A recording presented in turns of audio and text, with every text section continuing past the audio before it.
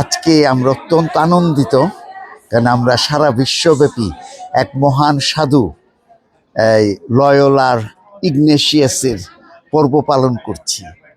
আমরা জানি যে উনি যে সে যুদ্ধক্ষেত্রে গিয়ে তিনি আহত হন, সে কষ্টের মধ্যে সে হাসপাতালে যখন চিকিৎসাধীন ছিলেন, এই নিঃসঙ্গ অবস্থাতে ছিলেন, তখন যিশু যেন তাকে স্পর্শ করেন।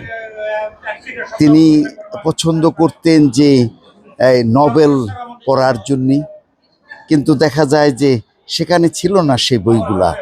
কিন্তু তবু যেহেতু বই ছিল না, সেজন্য তিনি হাসপাতালে সে খ্রিস্টের অনুকরণ, সাধুসাধ্বীদের জীবনী পড়ে এতই অনুপ্রাণিত হয়েছেন আর এতই তা হৃদয়কে স্পর্শ করেছে, তিনি বলে উঠেছেন, আমি কি তাদের মতো হতে পারবো না? আমি কি সাধুদের মতো এই মহান কাজ করতে পারবো না? তারপরে থেকে তার যাত্রা শুরু।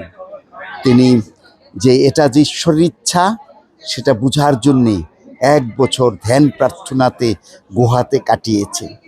তারপরে সেই পুণ্যভূমিতে প্যালেস্টাইন, জেরুসালেম, যিশু যেখানে জন্মগ্রহণ করেছেন, বাণী প্রচার করেছেন, যেখানে তিনি অনেক রুগীদের সুস্থতা দান করেছেন, সেই পুণ্যভূমিতে যান যেখানে যিশু মৃত্যুবরণ পুনরুত্থান করেছেন।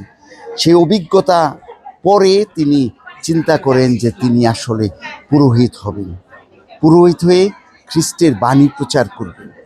আর আমরা সবাই জানি যে সাধু ইগনেসিয়াসের একটা যে মটো যেটা তিনি অনুসরণ করেছেন, সব কিছু তিনি করতে চেয়েছেন যে ঈশ্বরের গৌরবের জন্য, ঈশ্বরের যাতে তার কাজে, তার জীবনে, তার সেবার মধ্যে তিনি সর্বদা গৌরবান্বিত হন।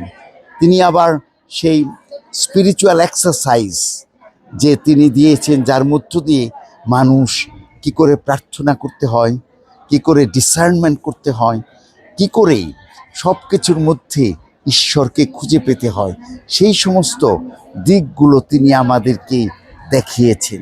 আর তার মধ্য দিয়ে যে শুরু হয়েছে বিশ্বে আরও গভীর, আরও ব্যাপকভাবে যে স্কুল, কলেজ, ইউনিভার্সিটির শিক্ষা, যার মধ্য দিয়ে তাদের সেবার ফলে ইগনেসিয়াসের সময় থেকে শুরু করে আজকে পর্যন্ত জেজুইটদের অসংখ্য সারা বিশ্বে অনেক নামি দামি স্কুল, কলেজ, ইউনিভার্সিটি রয়েছে, যেখান থেকে হাজার হাজার ছেলেমেয়েরা শিক্ষিত হয়েছে, গঠন পেয়েছে। তাই এই ক্ষেত্রে তাদের কত অবদান বাণী প্রচারের ক্ষেত্রে। তাই এগুলো স্মরণ করে আমি ঈশ্বরকে অনেক ধন্যবাদ ও কৃতজ্ঞতা জানাই যে তিনি আমাদের মধ্যে এরকম একজন সাধুকে প্রেরণ করেছিলেন, যিনি আমাদের মধ্যে অনেক নতুনত্ব, অনেক যে শক্তি, অনেক অনুপ্রেরণা তিনি আমাদেরকে দিয়েছেন, মণ্ডলীকে নবায়িত করেছেন। তাই ঈশ্বরকে সব কিছুর জন্য ধন্যবাদ জানাই এবং সাধু ইগনেসিয়াস আমাদের সবাইকে আজকের এই দিনে আশীর্বাদ করুন।